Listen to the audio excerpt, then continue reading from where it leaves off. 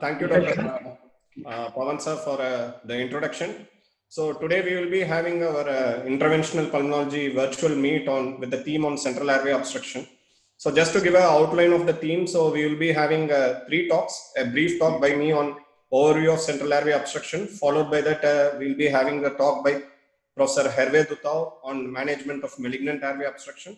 Followed by that, we will be having talk by Professor Jamalul Aziz on management of post-TB and post-intubation tracheal stenosis. And followed by that, we will have an excellent session on a case-based discussion, which will be moderated by Dr. Ravindra Mehta from Bangalore, to all our expert panel involving Pattabhiraman sir, Rajiv Goyal sir, and even Dr. Prashant Shajat. And which will be, the cases will be presented by young eminent interventional pulmonologist. Followed by that, we will be having a Q&A session. So to just start off the session, I'll be presenting an overview of central airway obstruction. Myself, Dr. Vishweshwaran, and I'm currently posted in Yashoda Hospital, Malakpet, and I'm working here as a consultant interventional pulmonologist. So before we move to the advanced things, what is referred to as a central airway obstruction? So any malignant mechanical obstructive process that impedes the airflow within the central airways, which involves the trachea or the mainstem bronchi and the right bronchus intermedius, we call it as a central airway obstruction. So the central airway obstruction can be in the form of a malignant, which may be a primary tumor of the trachea or the lung, or it can be a metastatic, the most common being the breast or the colorectal and the renal malignancies. Or it can be because of an extrinsic compression or a direct invasion of the adjoining intrathoracic malignancies. However, there are n number of causes for a non-malignant cause of a central airway obstruction. It can be in the form of lymphadenopathies or inflammatory disorders, the most common being the sarcoidosis and the verruginous granulomatosis. It can be a vascular compression by means of a vascular ring or granulation tissue predominantly seen with post-intubation and post-tracheostomy, or even for that matter, a stent that was placed for a central airway obstruction. Or it can be a pseudotumor, it can be a hyperdynamic in the form of a tracheobronchomalacia or excessive pars membrana collapse, or idiopathic and very commonly seen in an ICU setting, it can be a mucus plug or even a blood clot. So when do you really suspect a central airway obstruction in a patient presenting to you? So most of the times these central airway obstructions can be seen even in an asymptomatic patient. So you need to have a very high degree of suspicion. It can present in the form of a cough, it can present as a dyspnea, hemopsis, or post-obstructive recurrent infections in the same site, or even in patient who has got asphyxiated, especially while taking a pill or any other foreign body. And any patient of a COPD where you have a refractory dyspnea and wheezing in a COPD or an asthma, then do always suspect a case of a central airway obstruction. So does all central airway obstruction mean significant? So not necessarily. When your endoluminal diameter is less than 50% of the normal, then it is an indicative of a significant airway obstruction.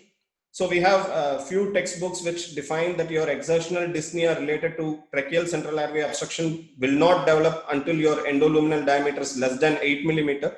And at rest, it will not occur until your endoluminal diameter is less than 5 millimeter. But this is actually a myth. There is no definitive numerical cutoff beyond which you will say that the patient will develop a central airway obstruction, significant central airway obstruction. So let's move on to what that determines the dyspnea in these patients with central airway obstruction. So it depends upon your degree of obstruction.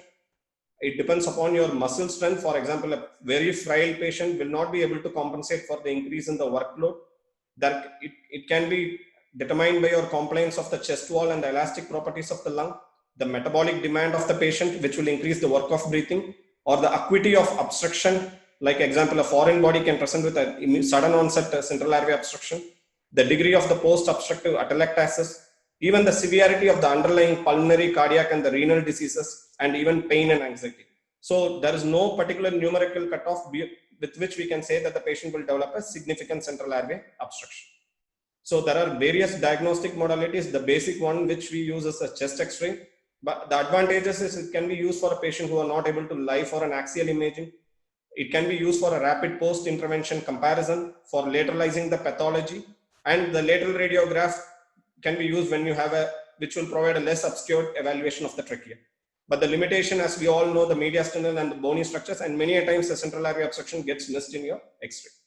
So next comes the chest CT, which is considered to be the imaging modality of choice. It provides a 2D and a 3D rendering. It helps in the estimation of the lesion length, the degree of the airway narrowing, the anatomical relations to the structure surrounding the airway. And one advantage is that you can have a 3D reconstruction, which we call it as the virtual bronchoscopy. So it will give you even an idea that what is the extent of the obstruction and what structures are there beyond the site of the obstruction. So this is just an image that shows how a 3D reconstruction is done. For example, here we can see a stenosis of the left main bronchus.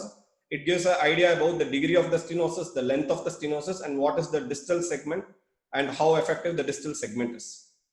But however, is CT the gold standard? No, definitely not. So here we have a study, which is a retrospective review of pre-treatment chest CT in 42 patients who eventually underwent therapeutic bronchoscopic intervention for central airway obstruction.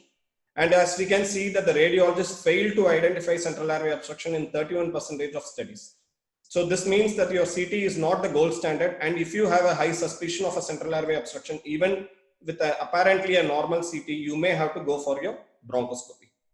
So the other diagnostic modality is pulmonary function, which though quoted in the literature in most of the times, not so often used in a interventional practice for diagnosis of central airway obstruction, because these patients generally land up to you in an emergency setting where you do not have a time to do this pulmonary function test. So it can be in the form of the first figure on the left side shows the presence of a fixed airway obstruction, while the second image shows an intrathoracic obstruction, while the third image shows an extrathoracic obstruction. So then comes the role of the diagnostic bronchoscopy. The advantages are it will help you to confirm whether there is a central airway obstruction. It will help you to assess the length and the diameter of stenosis.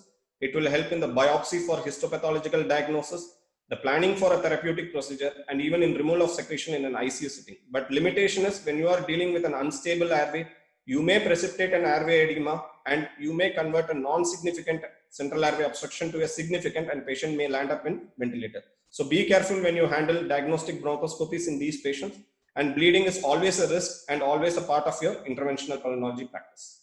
So these are the few images which shows how your bronchoscopy helps. The first picture on your left side shows the endoluminal obstruction.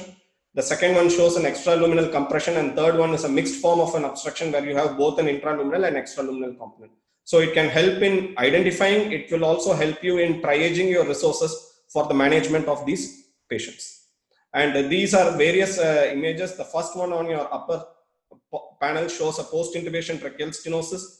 The next one shows a granulation secondary to the stent, and we have a tracheosteopathica chondroplastica. And on the lower list, we have the idiopathic stenosis, solitary papilloma, and papillomatosis. So this is just to say that your central airway obstruction is not always due to your malignant process. It can be due to a lot of a benign causes. And in a TB endemic country like India, your tuberculosis will always remain a part of your central airway management algorithm. So